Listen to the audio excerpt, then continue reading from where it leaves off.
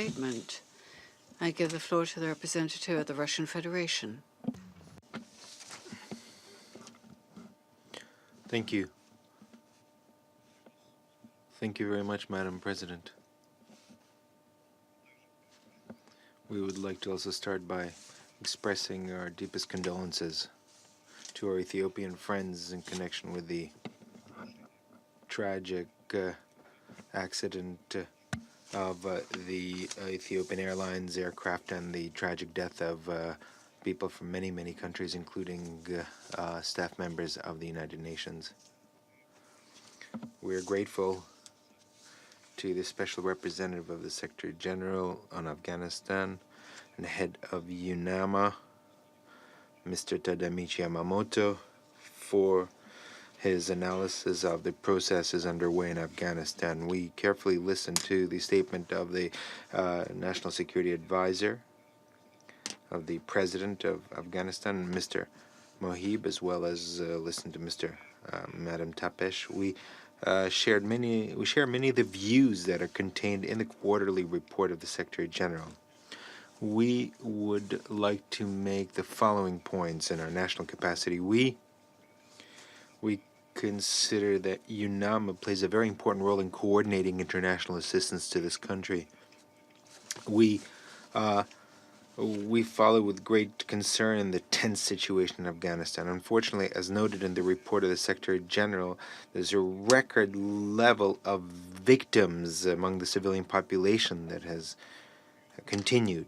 We're also very alarmed by the continuing presence of ISIS in Afghanistan. The fighters, in spite of isolated successes of the Afghan security forces, continue to strengthen their position and influence in the country, filling their ranks by drawing on inter alia foreign terrorist fighters who had fought in Syria and Iraq under the banner of ISIL. This creates a real threat to our friends in Central Asia and the southern regions of Russia. We're also, how can we not be concerned by the regular major terrorist attacks in various cities in Afghanistan, including Kabul, sometimes with the use of suicide bombers? The victims are first and foremost peaceful civilians, including women and children. The security forces and police forces of Afghanistan die first and foremost at the hands of the terrorists. And we would want to pay tribute to them today, to pay tribute to their courage.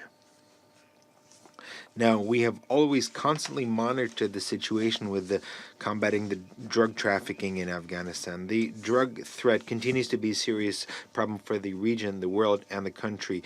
Narco dollars provide financial support for terrorism. We believe it's very important to continue increasing international efforts in combating this nexus. We continue to be committed to living up to our obligations and providing assistance to the collective countering of this drug threat, including with the active participation of UNODC. Also, we have taken practical steps, including through the SCO and CSTO. We will continue making a contribution in training drug police in Afghanistan, Pakistan, and in the countries of Central Asia. Madam President, Russia has consistently supported the aspirations of the Afghan people to a stable peace. Our countries have been bound by historic bonds of friendship which meet the national interests of both countries. We attach a particular importance to promoting an Afghan-led peace process. We are sincerely interested in promoting national reconciliation as quick as possible and then stabilizing the country.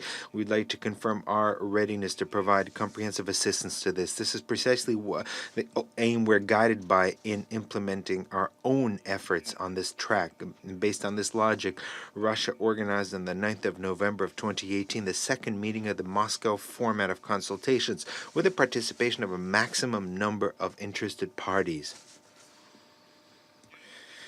We support the idea of making the upcoming peace process in Afghanistan as inclusive as possible, and involving all political forces, including the opposition, in this process, in this political process. Now, an excellent example of the broadly supported principle of Afghan-led and Afghan-owned dialogue in resolving the conflict in the country was the organization by the Afghan diaspora on the 5th and 6th of February in Moscow of an inter-Afghani meeting with the participation of the leading political parties of Afghanistan and the representatives of the Taliban.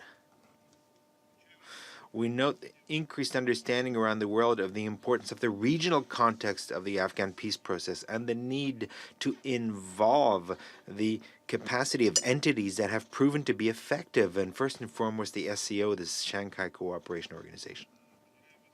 And in this context, we particularly like to highlight the mechanism of the renewed SCO Afghanistan Contact Group. We are convinced that all peace initiatives and negotiations should be aimed at unifying the whole country and all Afghans without any exceptions. That is the key to achieving our common goal in Afghanistan, a true peace, and making Afghanistan into a self-sufficient, independent, thriving state, which will no longer be a launching pad for terrorist threats. Thank you. I thank the representative of the Russian Federation for